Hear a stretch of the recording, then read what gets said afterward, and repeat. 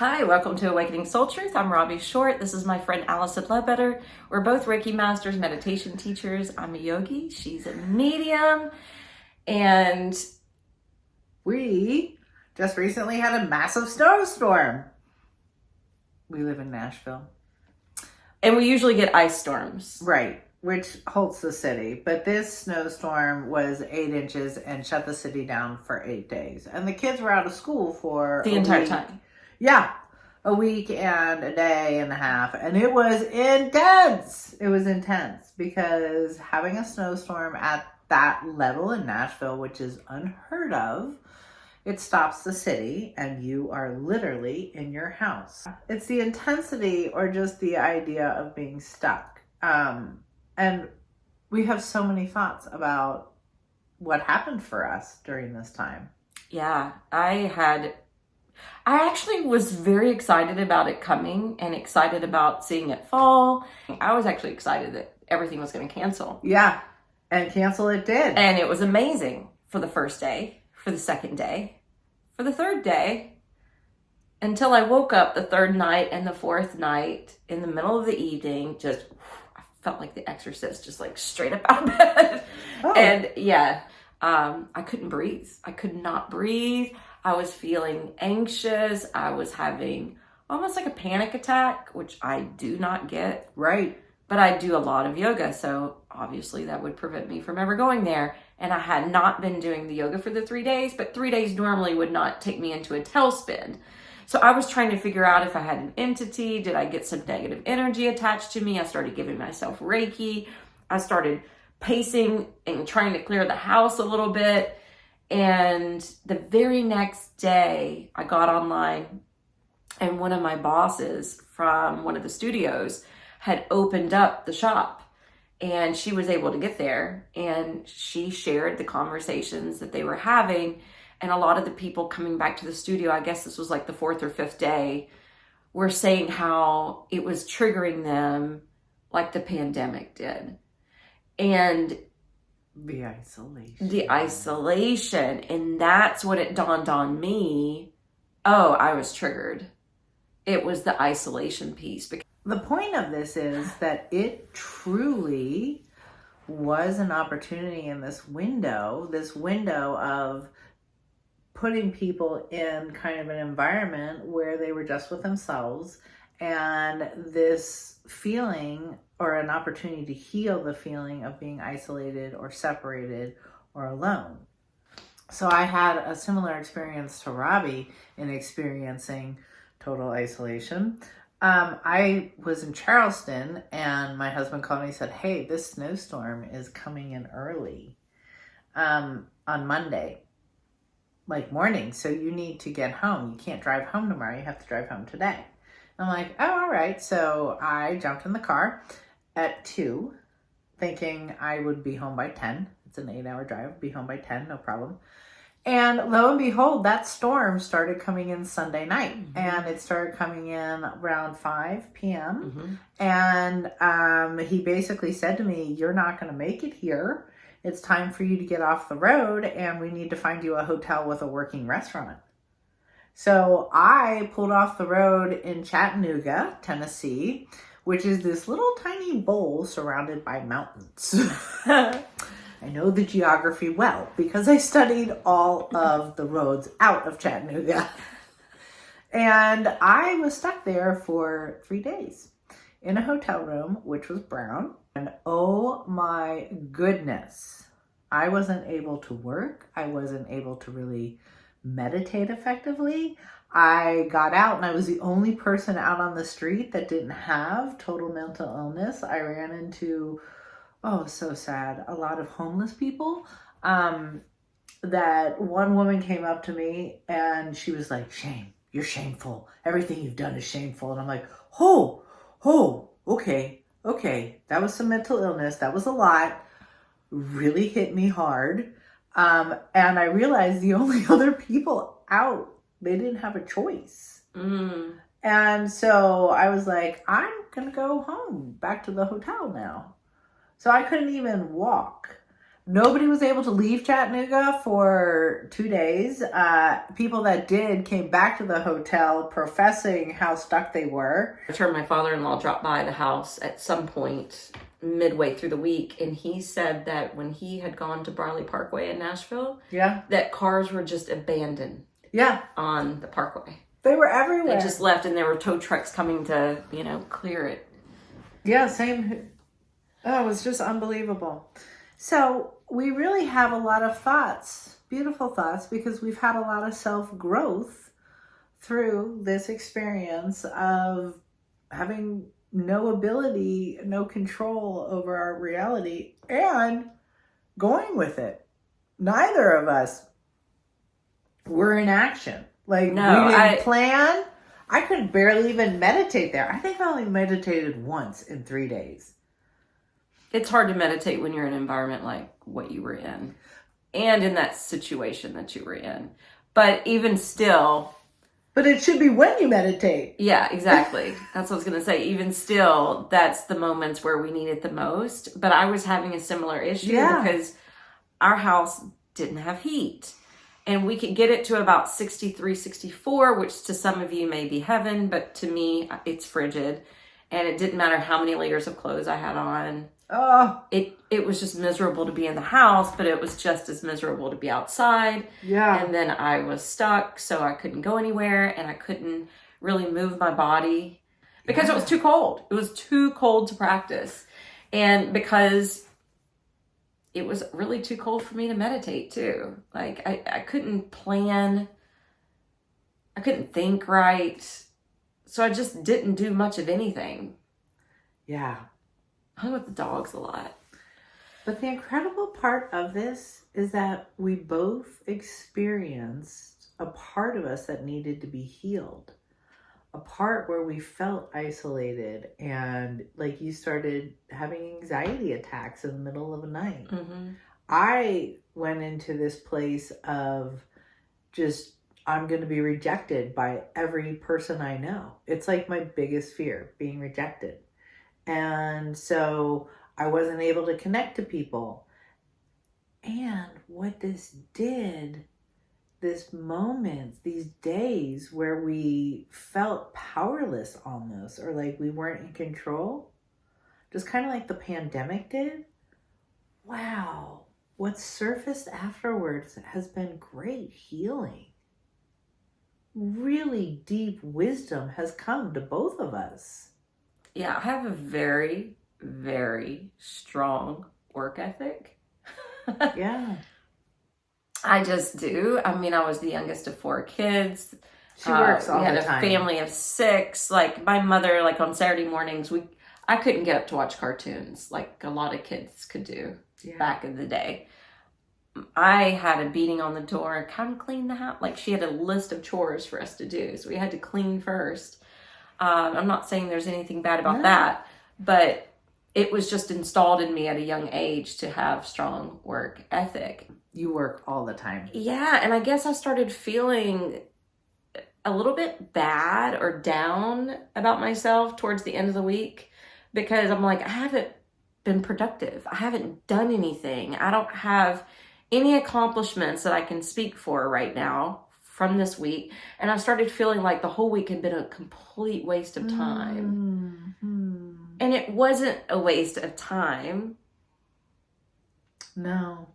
It was a time where you could just sit and be still, and it was hard to let go of always doing. Yeah, and there was a Thich Nhat Hanh quote that came up to my awareness, and it's something like, when you're in the state of mindfulness, it helps you to remember the Buddha nature within. And I was practicing mindfulness, even though I wasn't technically doing yoga and meditation, but there was something about that quote that kind of hit home with me and made me realize, just thinking of the story of Prince Siddhartha who became the Buddha. You know, he had a life of riches, and then he was able to leave the palace walls, and he saw the sickness and the suffering and the death and the dying, and he wanted to understand it, and he wanted to help, and he wanted to seek answers and truth, and he didn't understand the disparity, and he went and sat under the Bodhi tree and became enlightened.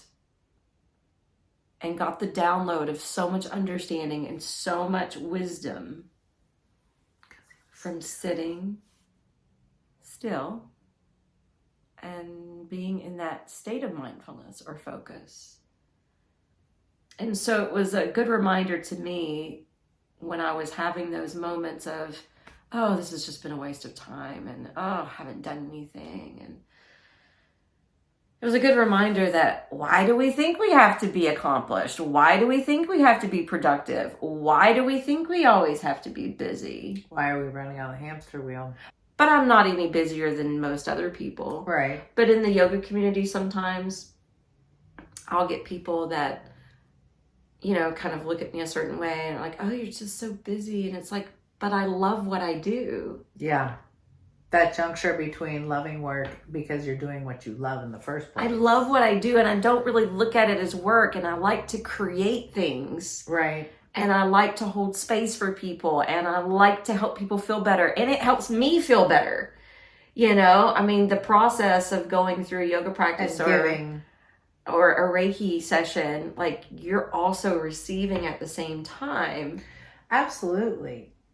And though there's this place where you might have recognized that you were allowed to sit, to be still, to not give.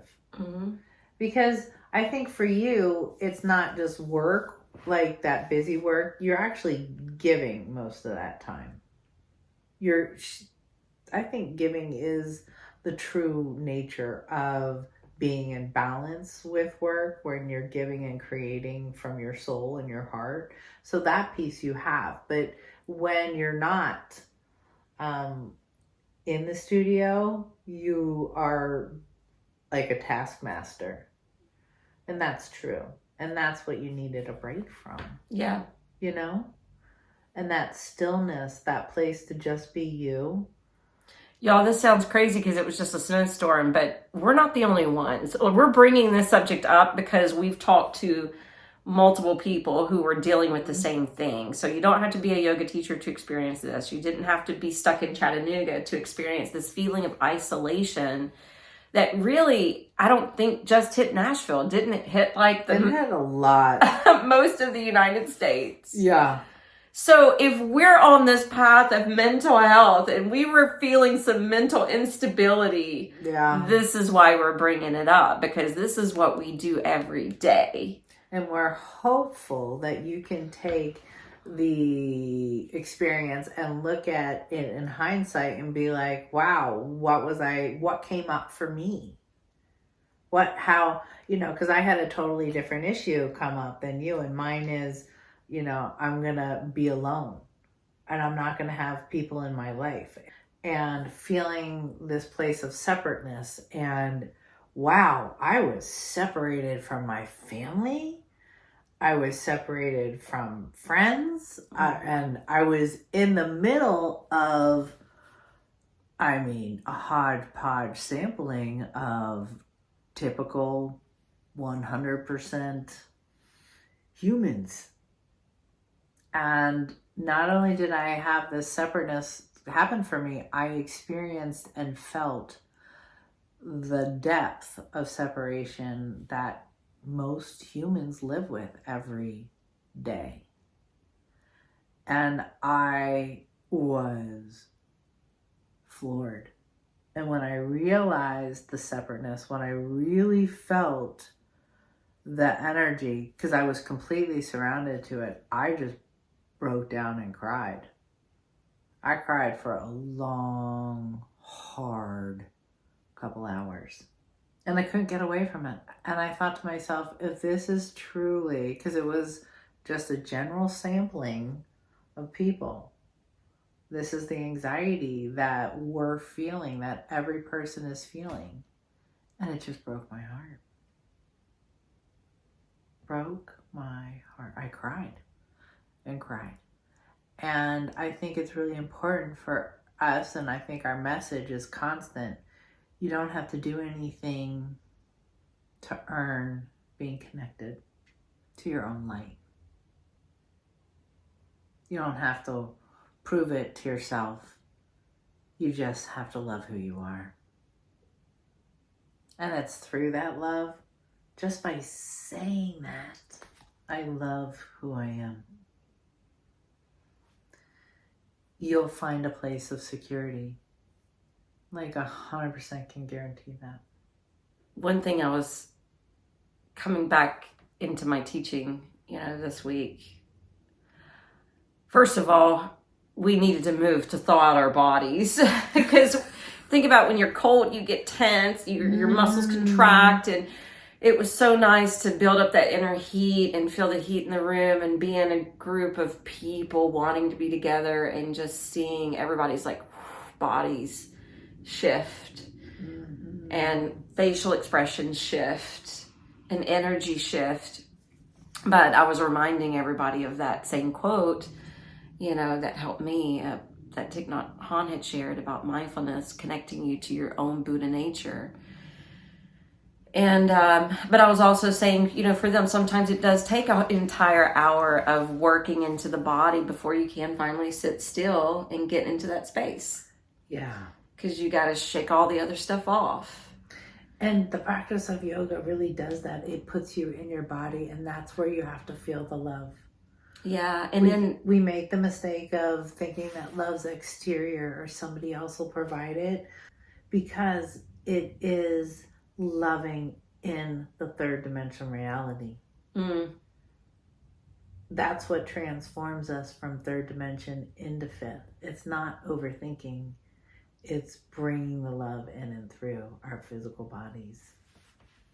So as you were warming up and warming in, you were dropping in and bringing and reconnecting. The love's in here too. I was telling everyone, anytime you are feeling isolated, lonely, separate from, or even grieved, it's a nice thing to put a pillow or a bolster underneath your back and do a restorative back bend so that your chest is really, blossoming and stretching and opening. But that also allows the lungs to take in more breath and allows us to come out of this sunken state, depressed state. Yeah. And it uplifts the mood. It brings more joy, and it allows us to start to feel more expansive, but it also drops us back in, helps us connect back to source, where we feel that oneness. There's no more separateness. And, you often say when you cross people over who are stuck, you tell them they have to go through their heart. Yeah, to experience their oneness. Yeah.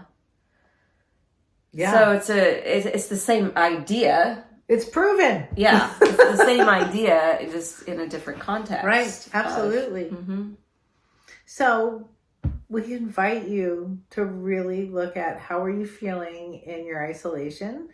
And if you're watching this from another part of the world, there's pockets of flooding and earthquakes and volcanic eruptions and, wars erupting where people are having to flee and leave their homes and everything behind. And I can't imagine, first of all, the bravery that has to take, but imagine the isolation they're feeling. And the panic, and almost like a rejection from the world. At least we could return home. You bring up a really fabulous point, and that this is some of the shifts that is going to happen this year. And so to do it consciously, to practice, I think when we have moments like we just had, it's an opportunity to practice and to feel, okay, how can I transform my experience into learning and integrating and returning to my heart? And we know this year is going to be just a ton of changes and shifts and awakenings. And if the first couple weeks this January have proven that. And we've got more solar storms coming, so they've been nonstop. So the end of January should be a little bit of a doozy. We told you a realization that I had, a realization that she had, but we've also had other healings and realizations occur in our personal life as well. So there could be like a domino effect of things that you're having realizations about.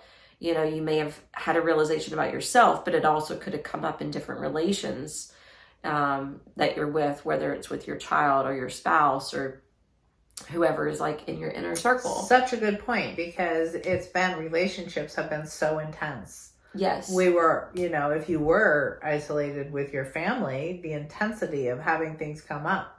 Yeah, we learned a lot through that. Yeah. And so I guess what I'm trying to say is I feel like that gave us a little taste of what 2024 is going to be like. Yeah. So even though we started off this year like super giddy, super excited, and we still are giddy and excited. Like I still am. We got hit. But we got hit, and I was like, oh, this is what it's going to be like. Like there's still an immense amount of stress and change and things that we're going to have to face inwardly as well as externally. Right. The name of the game, though, is connection. So we have been and are becoming aware of how separate we are in our world. And to move from third dimension to fifth dimension, it's not an exterior. It's actually moving from brain to heart. Yeah. It's a hard transition. I think we've gotten a little caught up in the past, and you might have gotten the wrong message that we believe that dark energy hijacked humanity and that they're the problem. Not necessarily. You can't put all the blame on the fact that our species might be enslaved. It might be true. Who cares? We still need to heal that. We still need to transcend that. And it doesn't even matter if you believe the theories that I presented here or not. What matters is if you're feeling separateness and loneliness, heal it. Connect to your heart. Move from the overthinking into love. That's all it is. All right, let's take a minute and close our eyes and take a deep breath in.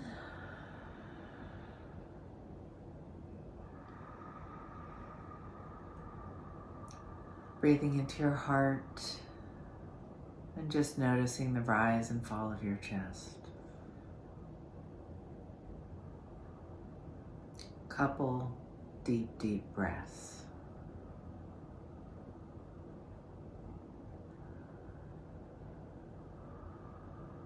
Focusing on the heart.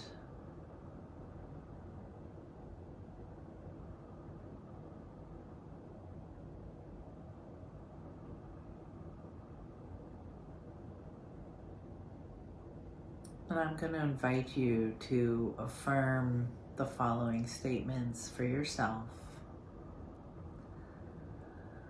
And we're going to start right above our head, the crown chakra. And taking your thoughts to this space. And just saying, I am opening to pure love. I am connected to divine light.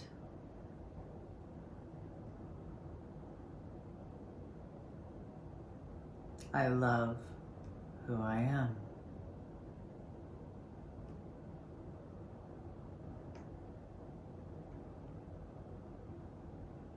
I'm walking down, taking your thoughts into the third eye, the center of your brain. I am connected to pure light. I love who I am.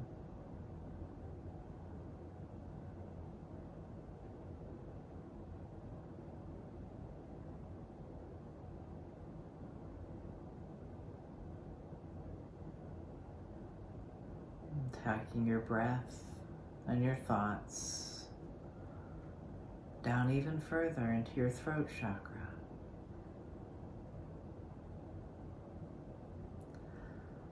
I am connected to pure divine light. I love who I am.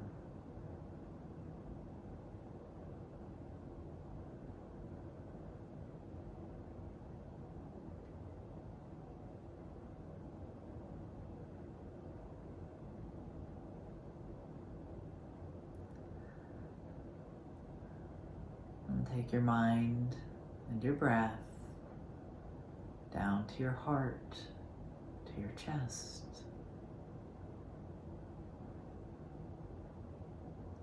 I am connected to pure divine light. I love who I am.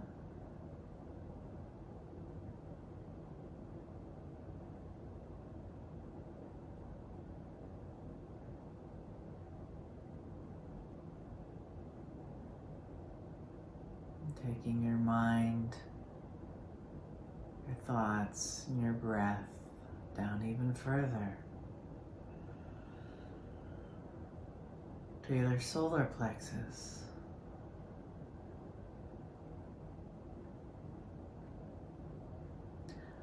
I am connected to pure divine light.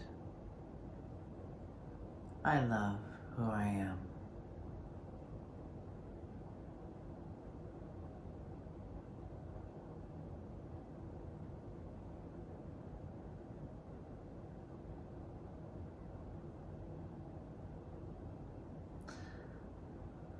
Dropping down even further into your hips. Breathing all the way down, feeling, connecting. I am connected to pure divine light. I love who I am.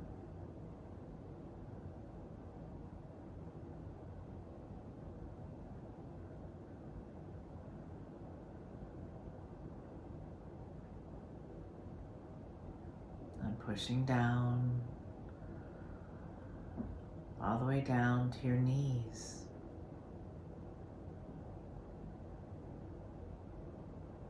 I am connected to pure divine light. I love who I am.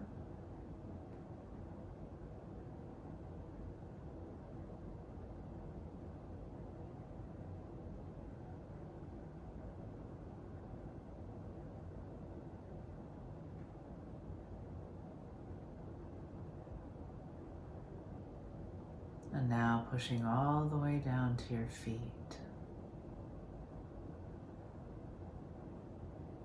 I am connected to pure divine light. I love who I am.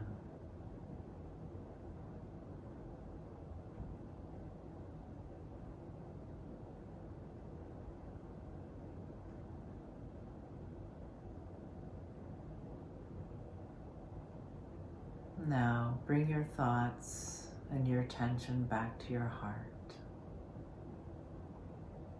And sitting in this beautiful space, declaring, feeling the oneness. I love all of who I am.